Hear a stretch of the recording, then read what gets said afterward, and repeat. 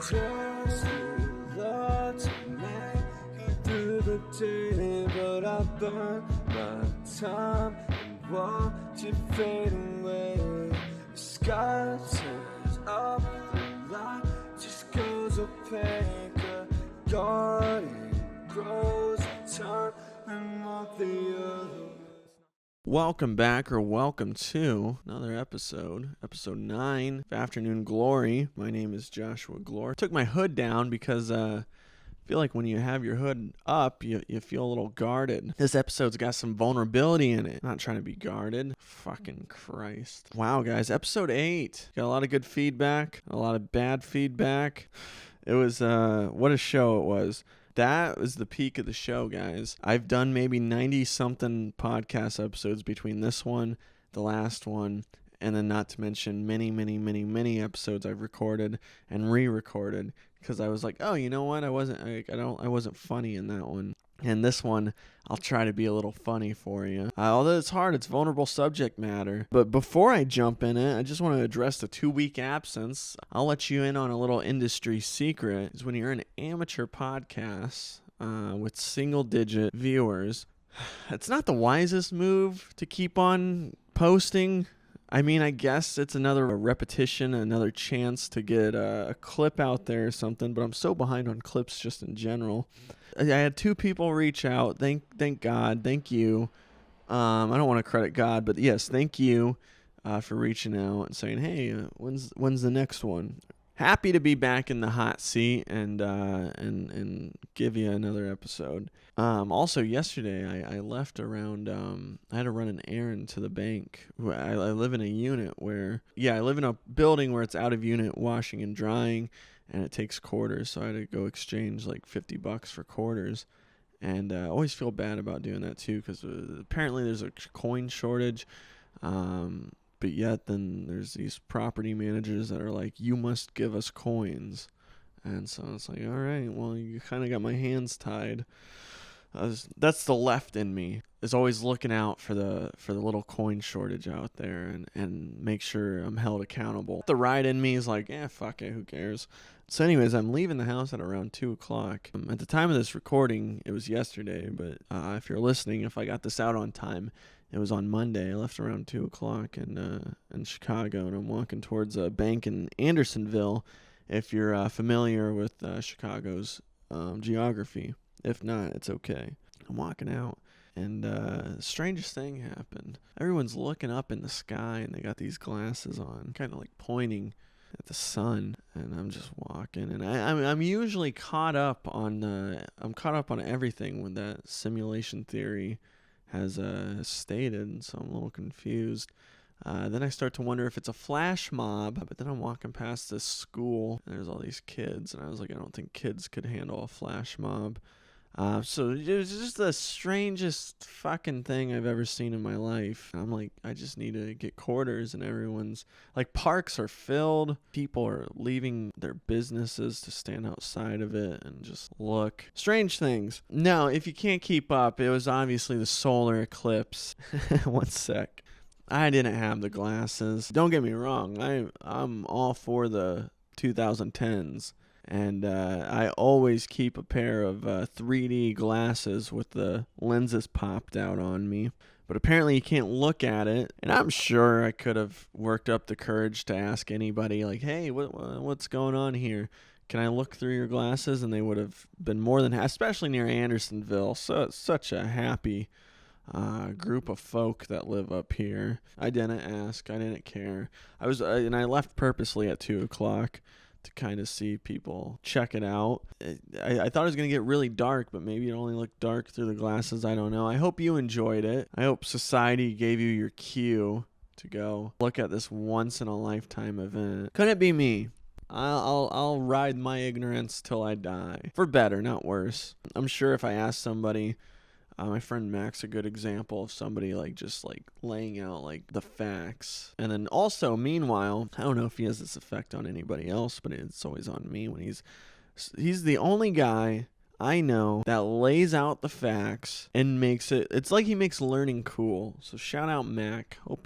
I know you're doing well, but I hope you're doing Hope you're watching, Mac. He gave me good feedback on episode 8. Also yesterday, and this is going to segue nicely into the... Yesterday, I rang in for my second time this year. I rang in 30 days of sobriety. You're like, oh, so aren't you at 60 days for the year? No, because that first 37 days I rang in, I was like, whoa. I was patting myself on the back. I was like, I think I deserve a beer or two. And then that turned into like a 19-day bender. And at that moment, when I was getting ready to gear up for the new 30 days, I was like, oh boy, I'm going to have a lifelong battle with this disease called alcoholism. It's not pretty. It's not ideal.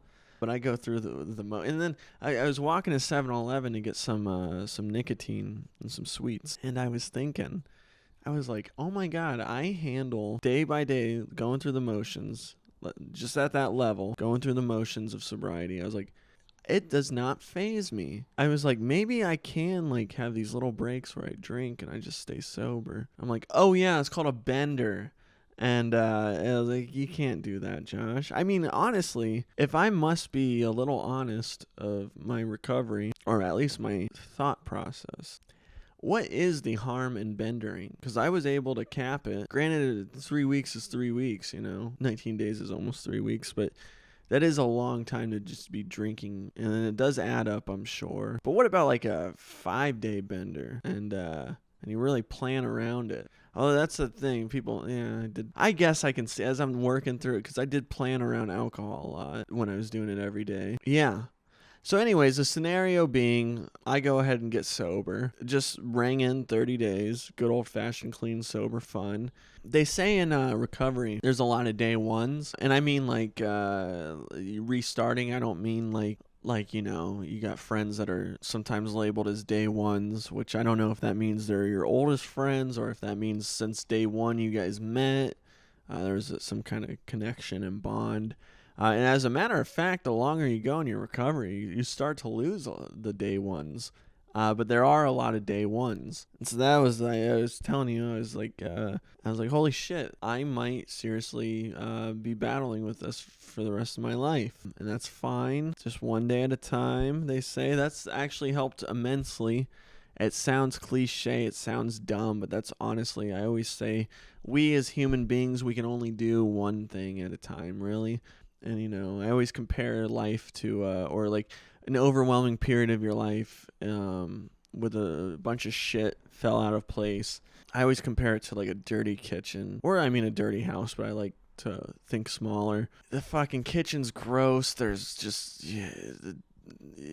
dishes all over the place. There's pots and pans. And it just starts with one dish, and you start to work your way through there. I don't know if you know anything. Maybe you are a recovering alcoholic, maybe you're not. But there's this thing called the 12 steps. If you're working the steps, if I have to offer any advice with the steps, you're going to want to clear, early on in your sobriety, you're want to clear a day that you have available. Nothing else planned. No laundry. No grocery shopping. You want to clear a day for this. And you're going to want to do every single step in one day, because the steps are absolutely a sprint and not a marathon. And no, I'm kidding, obviously. I'm not in AA. I pull a lot of things out of it that I like, but I don't go to groups or anything. Although the judge is really getting concerned that I keep showing him. No, I'm kidding. I keep telling people my sobriety was court mandated. I don't know what the fuck.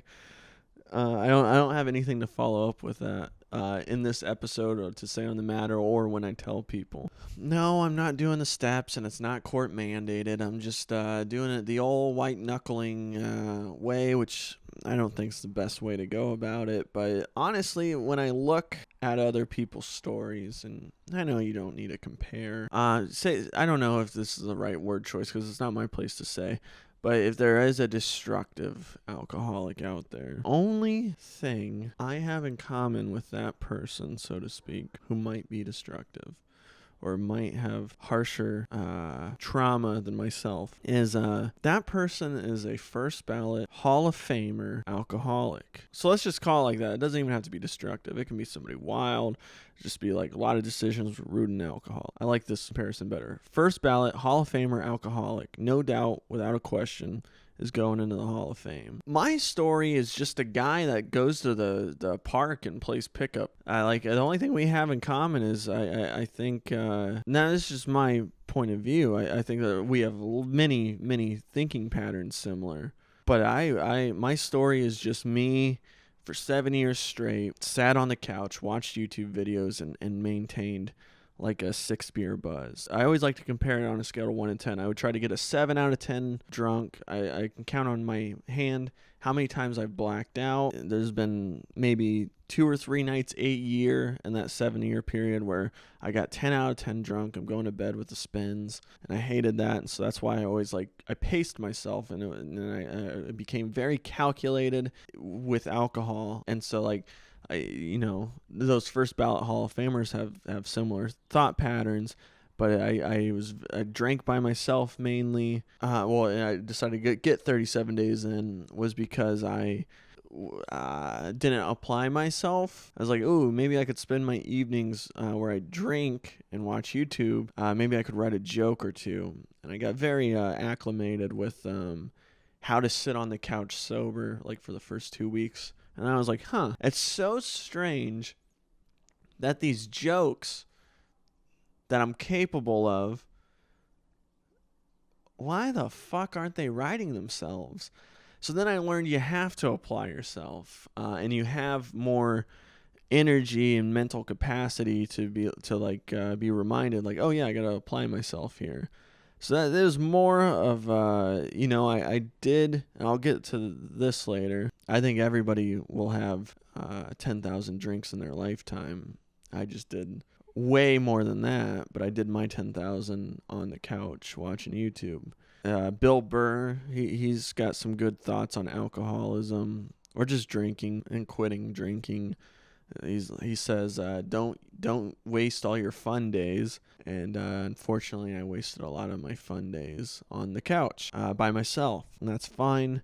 And I've somewhat come to terms with that. So that's, I guess, my story. It's nothing too crazy other than the fact that I have similar thought patterns as a first ballot Hall of Famer alcoholic. And did I learn anything from it? I suppose I learned a few things. I don't think, one of the more serious ones, I guess, is I don't think you can task anybody, let alone an alcoholic, to never drink again. I think that's an unfair thing to ask. And I get it, like those first ballot Hall of Famers or people that are like, you need to quit drinking or you're going to lose your liver. I guess that's a fair ask. As I'm saying that, that's 100% fair.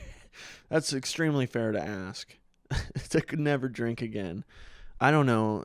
I feel like I've heard stories where that's happened in a shorter amount of time, and I feel like I've heard stories where that's happened with a decade, 2 decades worth of drinking. Take those outliers where a doctor's pleading you never drink again if you want to live. I don't think it's fair to ask to never drink again. I would like to toast champagne at my wedding one day. I would like to have an overpriced beer at a ball game. That's fun. That's something to look forward to.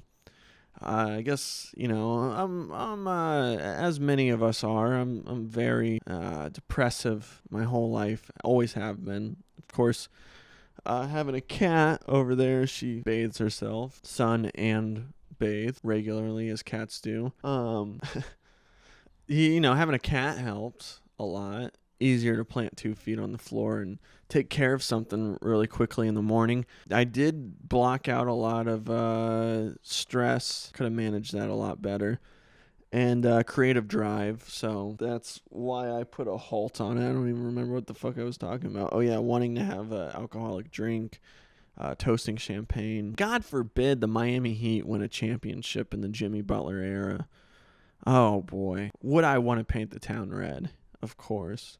Also a dumb reason to celebrate, but I would want to drink more for celebratory reasons than depressive and avoiding stress. I don't know. I don't think anybody should hold, unless if you're that doctor saying you need to quit or you're going to die. I don't think anybody should hold alcoholics to a standard or an accountability unless if they're destructive. But me, I guess I was self-destructive, but I was still a law-abiding citizen, and maybe I was just lazier. Didn't owe it to myself, definitely.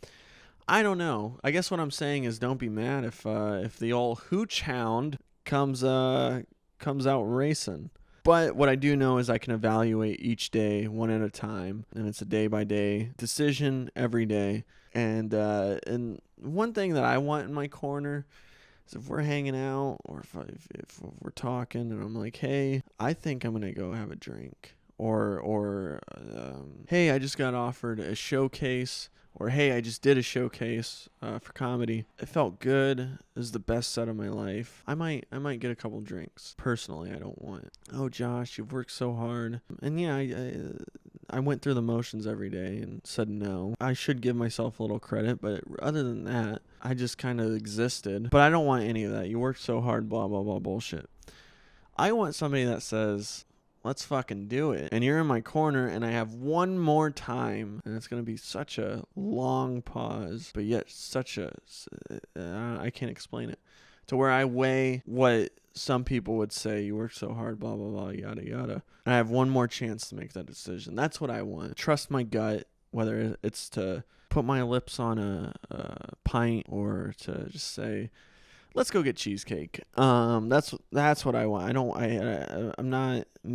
I could care less for the pats on the backs. Not really my brand. Anyways, also I learned that riding the bus has zero appeal to me. I've never been more disappointed in not having a car in my life. I moved to Chicago and I'm like, oh great, a nice, Chicagoans complaining that it's declined, but I've never had a public transportation like this ever, and more often than not reliable, and you can get as wasted as you want and not have to worry about getting behind the wheel. But now as I'm like not drinking, it's like, damn, if I had a car, I could get to work faster. Time is at the essence. It used to be like, oh, the bus isn't coming for another 35 minutes. Let me go get a beer and make it worth it. But you can still substitute beer with, I don't know, let me go get a coffee. Or if it's late at night, let me fucking be miserable. And also, I had my first non-alcoholic beer yesterday. I don't know if you've ever had this stuff, but it's the same price as regular beer. So let me put it in perspective for you. You get 2 beers. One's non-alcoholic and one's alcoholic. You drink both beers, and you paid full price for both, and you tipped. One gets you drunk. That's insane. That's almost like saying alcohol's free.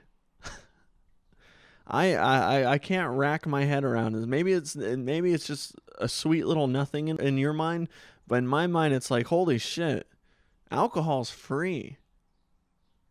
I thought I was spending loads and loads of money on alcohol, but I was spending loads and loads of money on beer. That's how does the world not know about this? That's insane. So yeah, I went to what I thought was my favorite spot in the city. This little patio area off of Merchandise Mart. And also I'm walking through Merchandise Mart. And I was like, what the fuck is Merchandise Mart? And don't tell me. I want to stew in curiosity for as long as I can. And then I go down to the second floor and I walk out to the patio, and it's a patio along the river.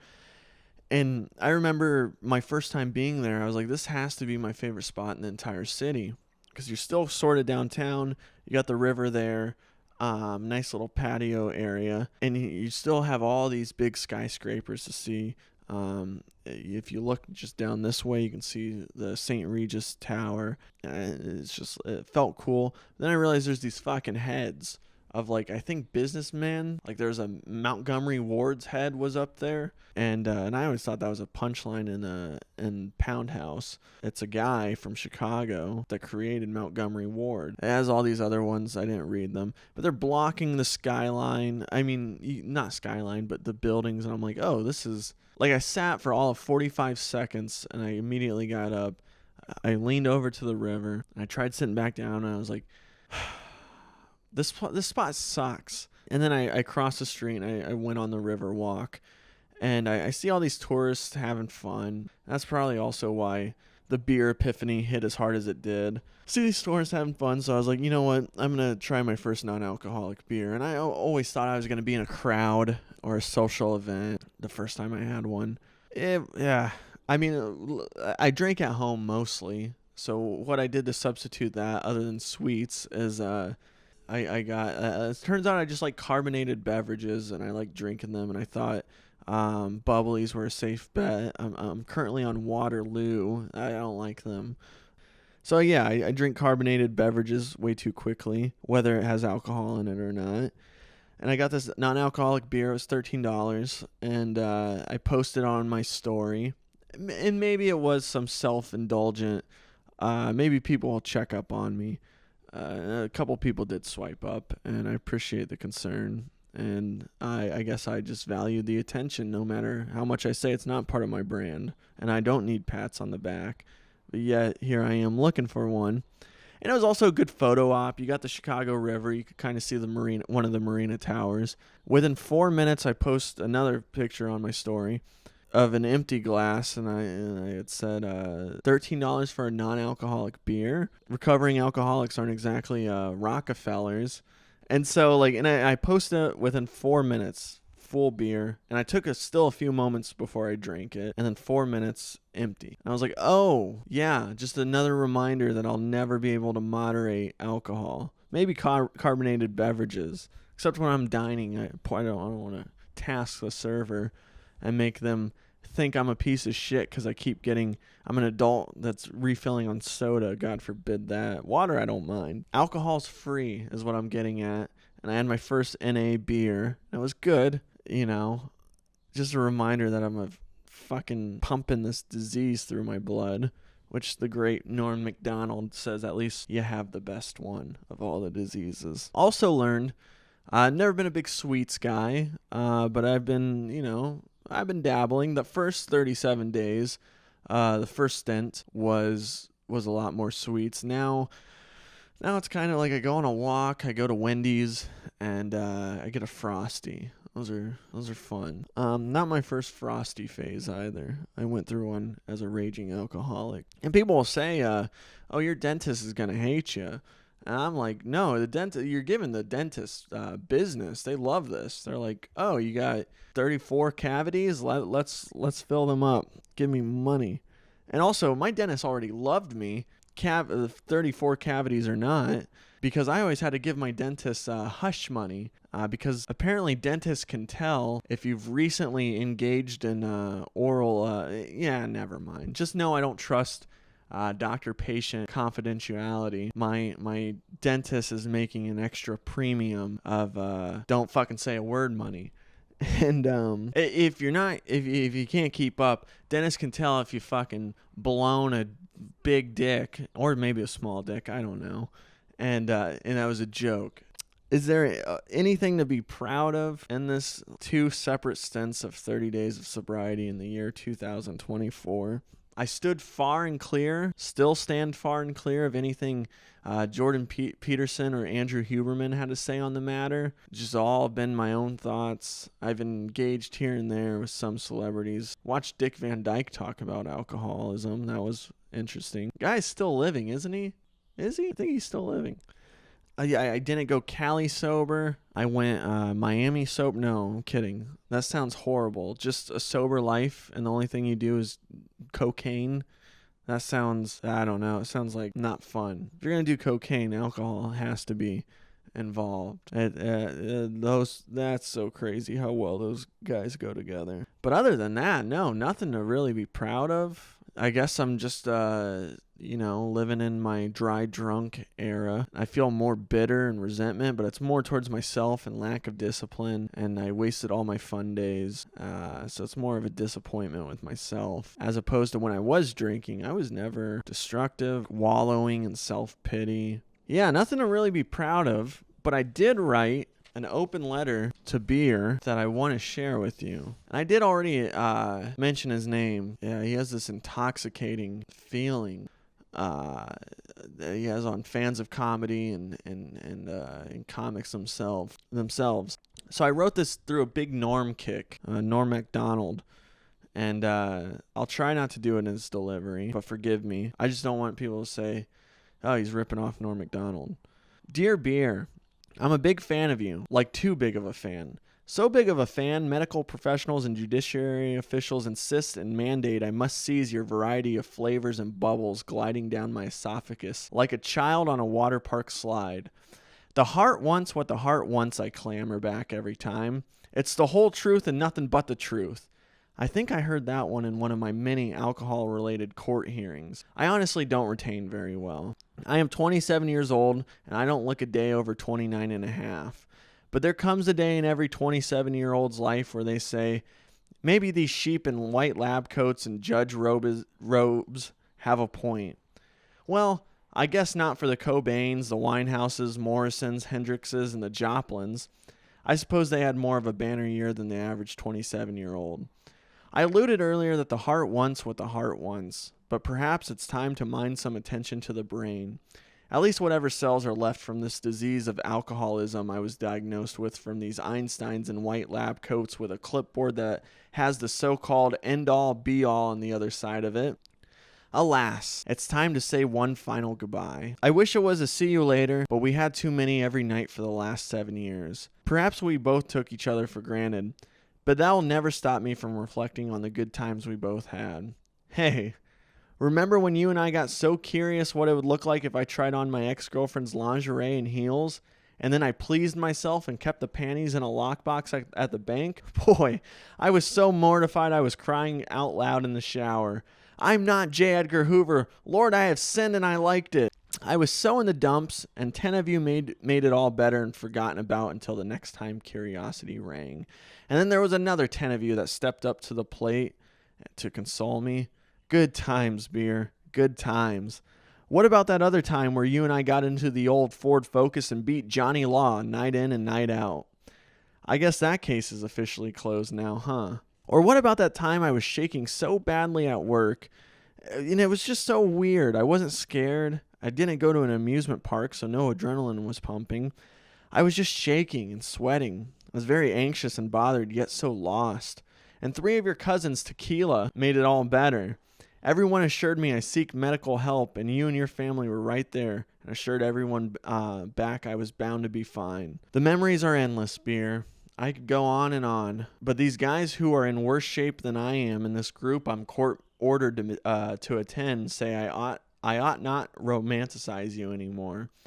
So without further ado, Beer, farewell to the most universal puzzle piece a man could ask for. P.S. I would say I miss you, but you made me pay for it every time on the back end of those 7 years.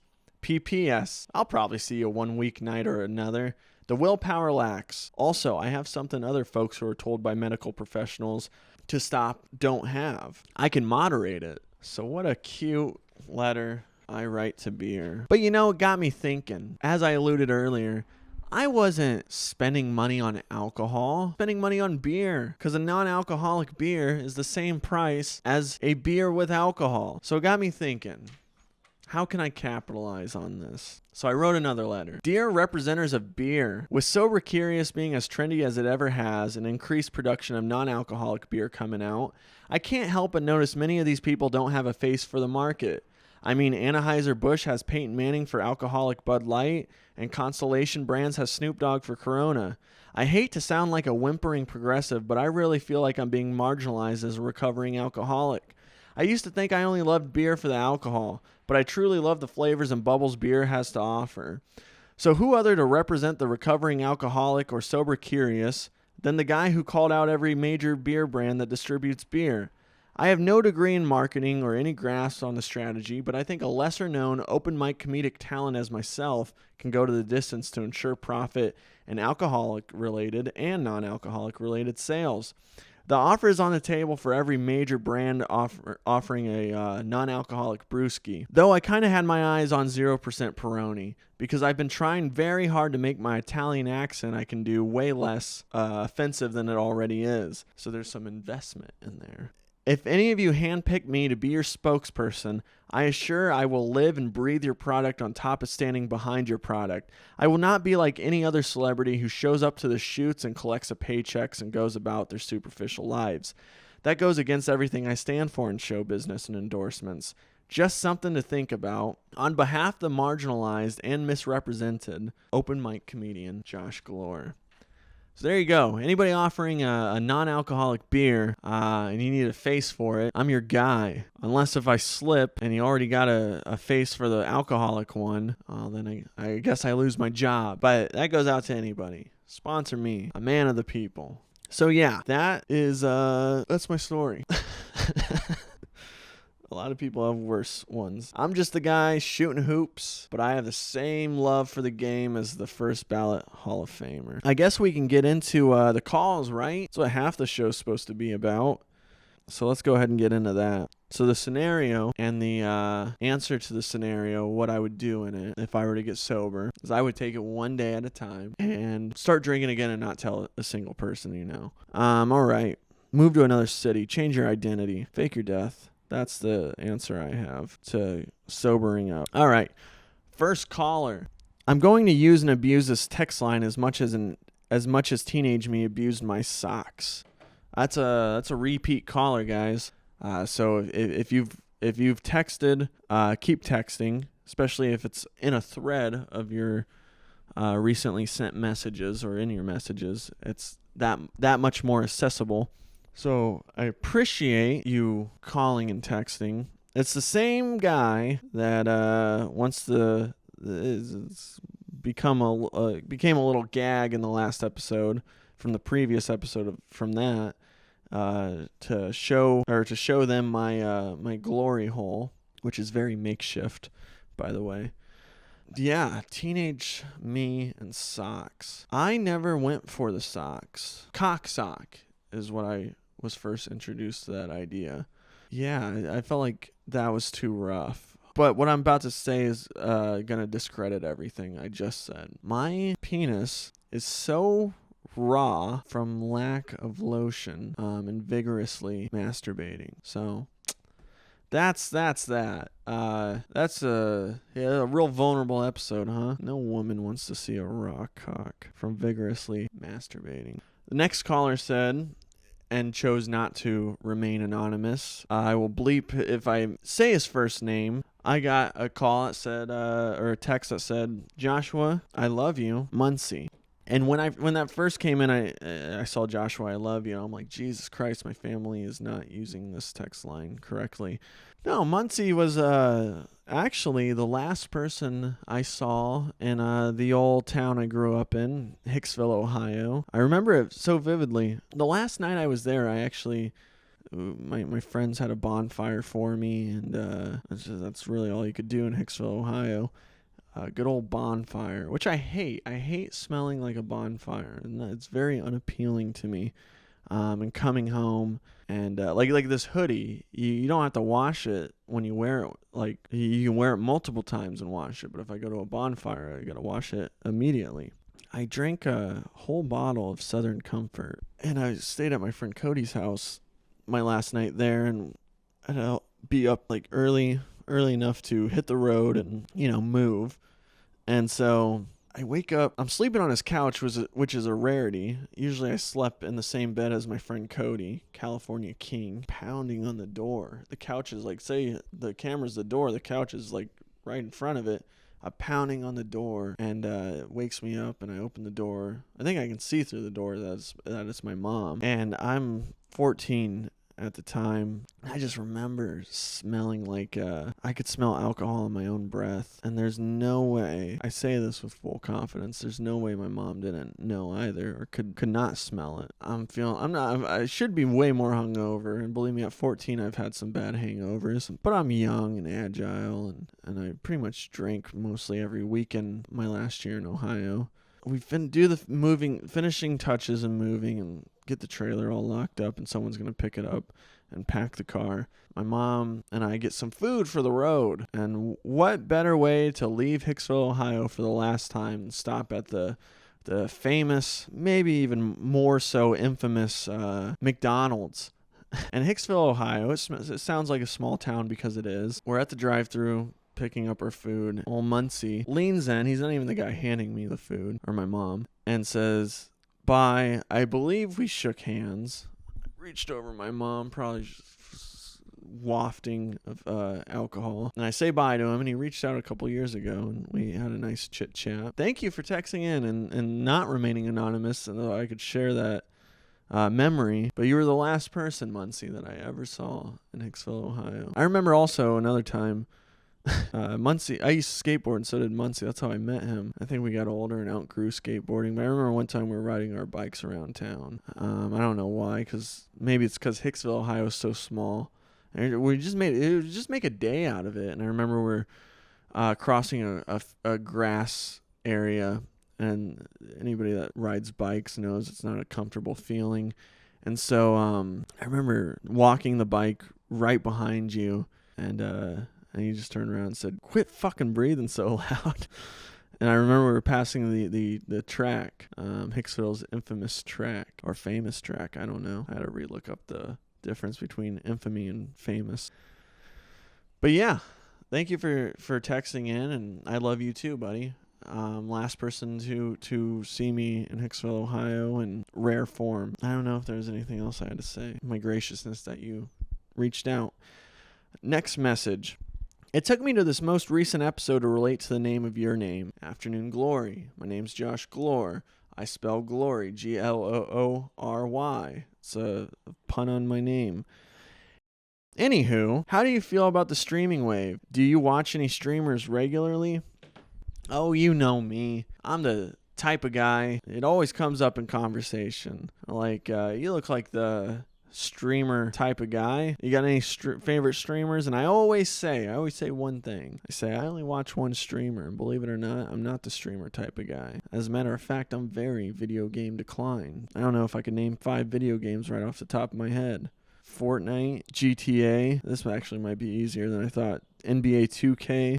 But let's stray away from. So I got one of each genre. It seems like, is Fortnite is it called first shooter for a shooting game? What's that one called? First person shooter? Because that discredits what I was gonna say for the next one. Call of Duty, Halo. Is Halo still in? I don't know. But anyways, despite my lack of knowledge of video games, I was like, I tune into a streamer quite frequently. So now I got them hooked. Now I got to reel it in. They say, "Wow, you look like the streamer type of guy, but we just found out you're not a video game guy. You're very video game declined. You just tried to name 5 video games and you couldn't do it. You said Halo? I guess we'll count that."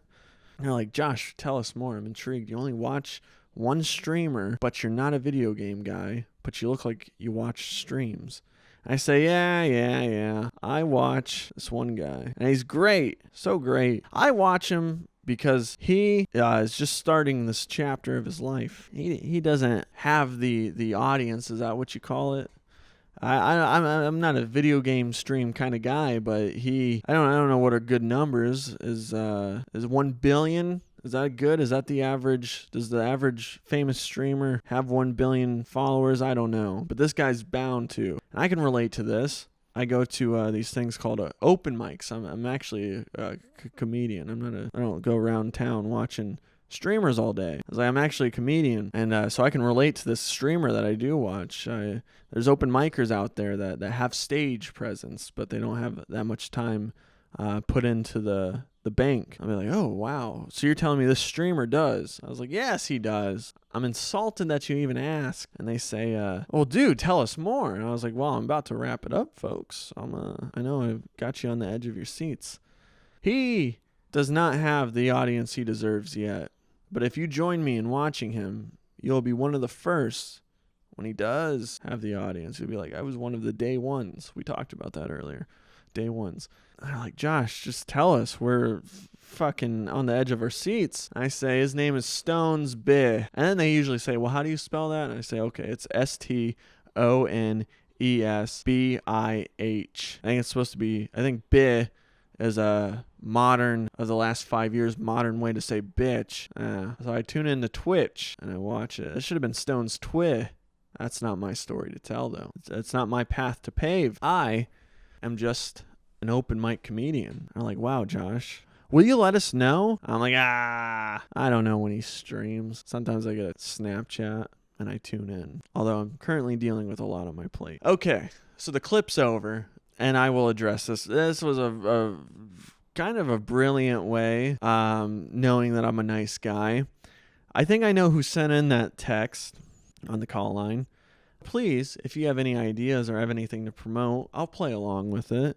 But on the long form podcast episode, I'll not necessarily per se call you out. Yeah. So go. Thanks a lot, Stones Bih. I wonder who sent that one in. Next text. Next message. First of all, I just want to say I'm a bit annoyed with myself because I said, wow, cool. The first episode is out, but then I realized it was episode 8. So now I have 7 more episodes to catch up on. Second, what the fuck is music-infused comedy? Like comedy but a musical? Or do you just add music in the background? I don't know. It's probably simpler than I'm making it. And last, happy stand-up-versary. I would have sent you flowers or something, but honestly, I had no idea. I didn't know where I'd send them to, considering I don't have your address. Maybe send flowers for Josh to all the Chicago, bleep where I work, and hope it's not your day off. I don't know. Anyways, congrats on the podcast and doing stand-up for a year. Thank you so much. Thank you. I'm sorry. Episode 8 was its peak. I'm sorry you had to digress from there. Music-infused comedy. I think I tricked up the wording. I think it was poor word choice on my behalf.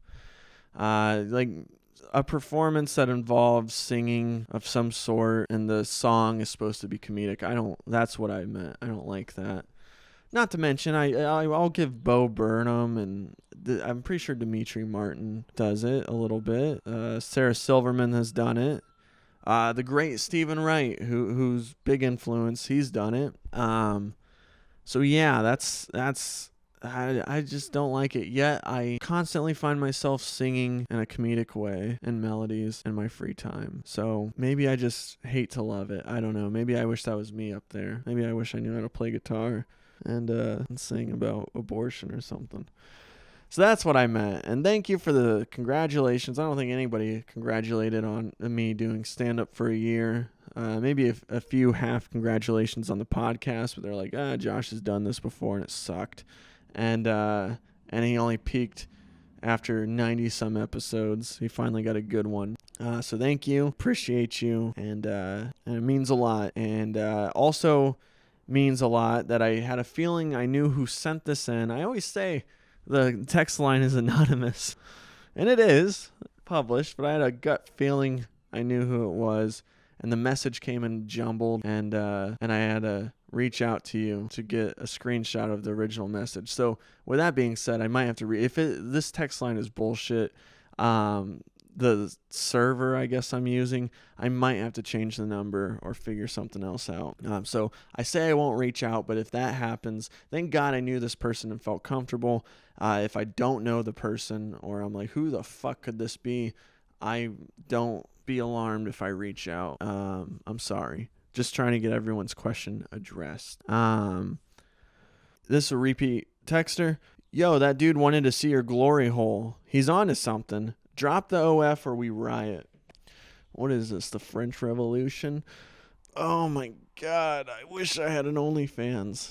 I'm so broke right now, I've considered it. So broke. I've even considered getting intimate with people and saying we should really make a production of this. And then, of course, I realized it's not as easy as it sounds. It's the podcast all over again. You got to promote the OnlyFans. You got to edit the video. You got to find an audience. And it takes time to build. And maybe if I had some fame attached to my name, it'd be easier to make a little extra dough. But I don't. So yeah, even at my brokest, lowest point, crossing a moral gray area, I can't even do OnlyFans. So unfortunately, no OnlyFans. Thank you for texting again. And the last one. Okay, afternoon, fuckface. Repeat caller. I had mentioned they misspelled the name in the very first text message. I was like, oh, you can call me anything. And I'm grateful you gave me the time of day texting the line. I was like, call me fuckface if you want. Tell us some of your memorable experiences from the Broadmoor Hotel. Any weird, awkward, funny, scary guest or coworker experiences, things you hated. Tell us some stories. And boy, I wish I had stories to tell. You think you would, because the hotel industry is such a fun. You think you've seen it all, and until you see the new thing. It's a fun sliver in the hospitality industry. And even as a bellman, like going to guest rooms, it's like not as crazy. And I was in a relationship almost the entire time. Never had anybody come on to me, and if somebody did, there's nothing I could do with it. One, I'd be risking a relationship, and two, I'd be risking my job if anything found out. The only one time there was this. It was when I first became a bell attendant, and I was doing a check-in, and there's these pretty gals. I get them all situated in their room, and they're in a suite, and they're impressed by the suite. And I got sort of a feeling maybe I was charming to them. Maybe I wasn't. Maybe I'm speaking too highly of myself, which happens from time to time. And I closed the door, and they just start giggling. I got my ear pressed. No, I don't. But I can hear them giggling. And I hear the words, something threesome with that guy. My eyes light up. Now, as tempting as it is, I'm, at the time, happily spoken for. But I remember earlier that day, there was a housekeeper that had said, boy, if I could just fulfill this little dream of mine, my life would be complete. I could die tonight if I did this today and be happy. And I listen when people speak, as anybody should, as any good human should. I remember reflecting on that, because it had just happened earlier that day, that he said, his name was Hector, and what they said as I closed the door, something threesome with that guy. And I just drew the connection. Hector earlier that day had told me, I would love to have a threesome with that guy. I was that guy. I was like, okay. It's not ideal, but I like to, I got big dreams myself. I want to, go out on the road every weekend and tell jokes, and we'll laugh and let them forget current responsibilities and all the bullshit life throws at us. Make them forget about that for a second. So I got big dreams myself.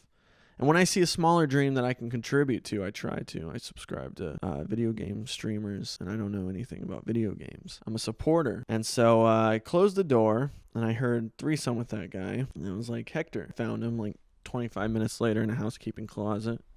Kind of right where I left him hours before. He's just not doing it. Like, this dream is so big of his. He hasn't even done any of his daily tasks for work. I'm like, Hector, you're in a rut. And it's not fair. I saw an opportunity, and I wish we need to make this happen. I was like, they said, and I told them the whole thing, checking these gals, and I think I charmed them. And they said, I wish I could have a threesome with that guy. I think that's what they said. I heard out through giggles. All I heard was giggle, giggle, giggle, giggle, giggle, giggle, threesome with that guy. I was like, you were just saying how you wish you wanted to have a threesome with me. I was like, how about this? I got to negotiate. At the time, I'm currently happily spoken for, so I can't act on this sin. And I was like, but you guys both have a common denominator. Both parties, you three. You wish it was me. Now, you do get the short end of the stick, because I'm going to go back to their room, knock on the door, loosen up the tie a little bit, and say, I couldn't help but notice, yada, yada, yada, threesome with that guy. And I'm going to work my charm that I was already working. And so Hector, this is where you come in. I'm going to say, ladies, I just need a moment to freshen up. As you can see, I just loosened my tie, but there's a couple more things I got to do. So anyways, long story short, I sent Hector in, told the ladies to turn off the lights, and I gave Hector my bell jacket, to kind of get in character. Anyways, cover was blown. Hector spoke little English. I'm not even sure if he did say his dream was I want to have a threesome with you. So that's that. That was bad. I was not good, and I'm pretty sure there's a warrant out for my arrest. Anything more serious? No, I don't have any crazy stories. Fucking just when I go into professional mode at that place, as many people used to work there for some time do. Craziest thing, and it's pretty mundane, is I had beer with a guest, and it was very awkward, and I had checked in. They got like 3 or 4 different rooms, and I checked in actually other members of that party, and they all tipped good, $20 each room. These guys come around, they're young bucks, like maybe late 20s, early 30s, and they're just happy to be there. And you hear this so often when you're a bell attendant at a hotel, like, I don't have cash, and I'll look for you. Are you here out the rest of my stay? And then you let them know whether you're off or not. Half the time they act on it, and half the time they don't. That's fine. That's part of the job. I check them in, and they're like, dude, you're so cool. Like, would you, we don't got any cash now. Would you like to have a beer with us? And I actually had a party to attend, which the party was a keg going to for a birthday party. And there was a full keg there. And every group, every faction of that party, they were doing blow. It was like bringing knives to a gunfight. But the keg was the knife. It was weird. That was a more acceptable thing. Everyone's doing blow. I felt so alone. I didn't do drugs. It was awkward. And I just drank. I almost had a whole keg to myself, kind of. There's a few people that were drinking. Anyway, so I was going to that party, and I'm in their room drinking. I'm like, hey, can I get away from the door? But let's close it. And it's like the family's reuniting, and there comes the mom. And she's a younger mom. She's like, for these young bucks who are in their late 20s, early 30s, she's like maybe 50s.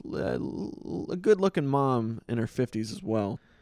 And she's just looking at me like, why the fuck is the bellman in here drinking your guys' beer? And it's so strange. And there's a few other times where that was the one time I did acted on a guest request to drink, and it was just awkward. But other than that, I was a textbook employee. I don't even know if there's another crazy story off the top of my head. That wasn't even that crazy, but that was as crazy as it got for me. And yeah, it was very work oriented, unfortunately. But that's a good thing if you're an employer. So no crazy Broadmoor stories other than ones that I made up about threesomes and doing the old switcheroo. Half of that happened. They giggled after I closed the door, but I didn't hear yada yada yada threesome with that guy. But yeah, another one where I thought had a woman lost her friend. Big resort, big property, easy to get lost. And she was like sort of being flirtatious. I kept the door open. I stayed in front of the door. She's like, take my phone and go find my friend. So I'm on the phone. I'm on her phone, walking around the hotel, finding her friend. And I think I got tipped $40 for that. Yeah, not that many crazy stories, unfortunately. And I hate to end the podcast on a low note, but you too can call or text. Maybe you can find that crazy side of me where I keep you at the edge of your seats. I don't know. But please definitely call or text. Mainly text, please.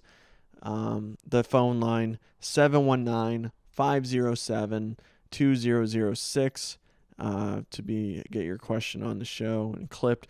Although a lot of these questions went long, so I'll probably have to post a long version on YouTube, and the short version won't make it to the internet. So yes, thank you guys. I guess I'll wrap it up. Sorry, this episode wasn't all that great. Episode 8 was just filled with zings and zags, and we'll try to do it again for the big 1-0. And I don't know, I'll try to get it recorded and out next week. But again, amateur podcast. Amateur. lack of discipline. So thank you so much, guys. I'll see you again the next time. Then I think you should leave.